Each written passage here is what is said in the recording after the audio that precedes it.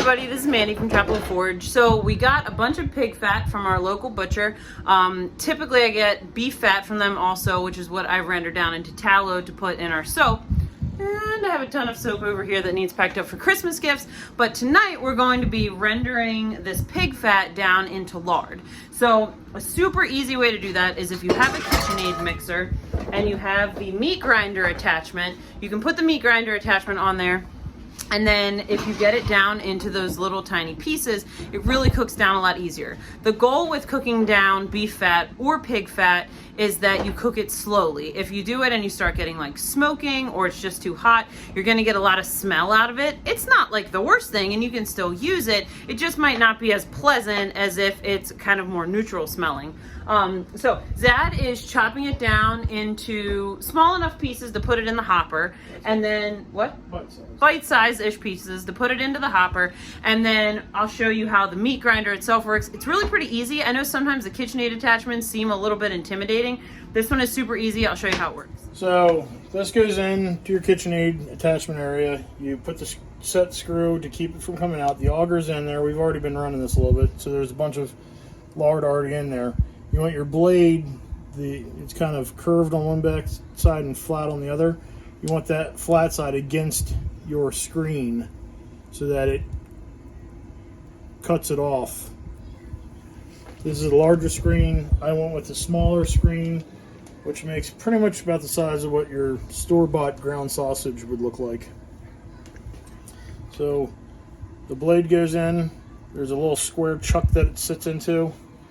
And then there's this little notch that sits down here in this bottom notch.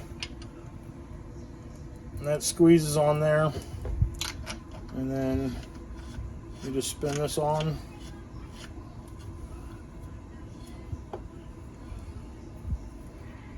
Make sure it's tight. Then you take your bite-sized pieces, feed it in the top hopper. Use your plunge stick, not your finger, or your finger will come out. Do level 4.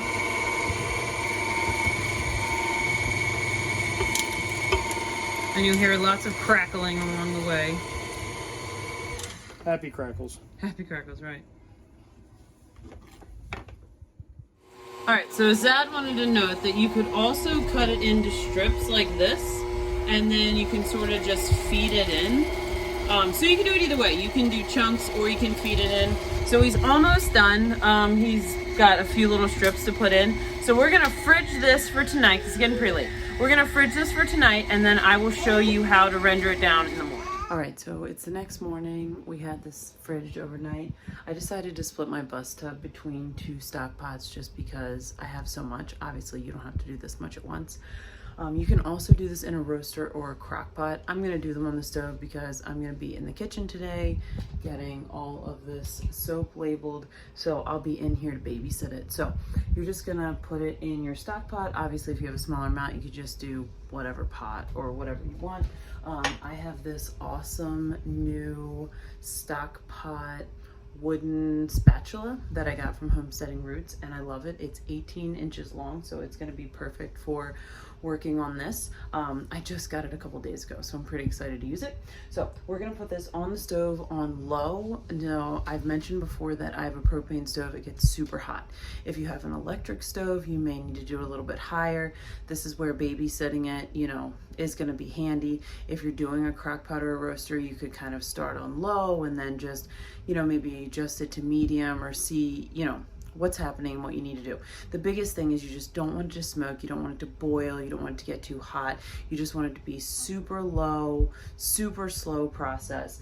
And I'll just walk you through how that goes. All right, so I just want to show you kind of what it looks like as it's starting to cook down. It's just going to be melting, and you're just going to keep going through that process. All right, so I just have to tell you how freaking awesome the spatula is.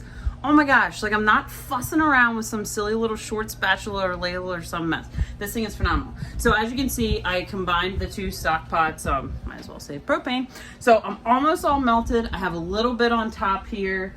We're just gonna let this keep going, and then I'll show you how to strain it and bottle it. All right, so I've had this on the stove for maybe an hour or so. You can see it's kind of got this yellow tint to it. When it cools, it'll be white.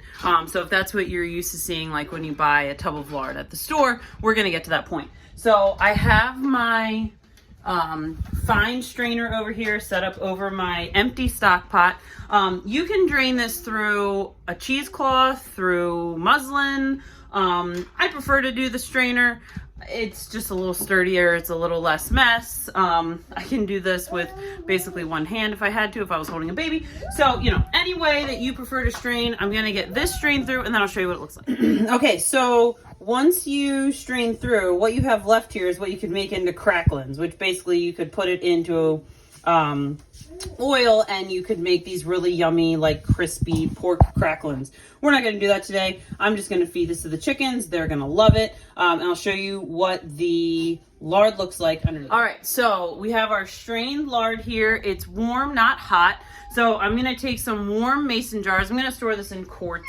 I've stored it on the shelf before. I've also put it in the fridge. If I'm just doing a small amount, like maybe a half gallon, I'll usually just pop it in the fridge. But I have a good bit here, so I'm going to put it into warm jars. You should be able to keep it on the shelf for at least a few months. I know I've seen people talk about having it on the shelf for up to a year.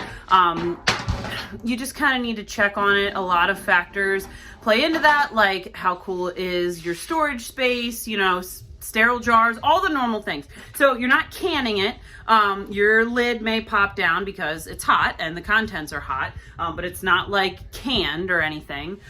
So I'm going to put some on the shelf. I'm going to put some in the fridge. All right, so I have all of my melted liquid lard in jars. So I got 10 quarts from that, which is awesome. These are warm. They're like warmish, hotish. They're not like hot. So I'm going to put lids and rings on these. I'm going to let these sit and cool. Just as with canning, you know, just have them sit somewhere safe. They're not going to get bumped and knocked over and whatever. And just let them sit and cool. They're going to eventually turn white and look more traditionally like what you would see like when you buy it at the store. So I'll show you what that looks like once they're cool. All right. I know I look frazzly. It's been a long day. Both of my toddlers are not feeling that great. And like Jameson's cheese had a piece broke off and it was broken and he had a total meltdown. And so that's the kind of day we're having here. Whatever. Our lard is finished. So it has cooled. You can see it's nice and white. It looks beautiful. I'm super excited about this. It looks great. So I hope this was helpful. I hope that you now know how to render down your pig fat. If you're looking to source pig fat, call your butcher shops. A lot of times people don't want their fat and bones and things like that, their organs. I've talked about that before. So if you're looking for that kind of stuff, call your butcher shops and see if they'll cut you a deal. Sometimes they'll just give it to you. You never know till you ask. So if you have any questions about this, let me know. Have a great day.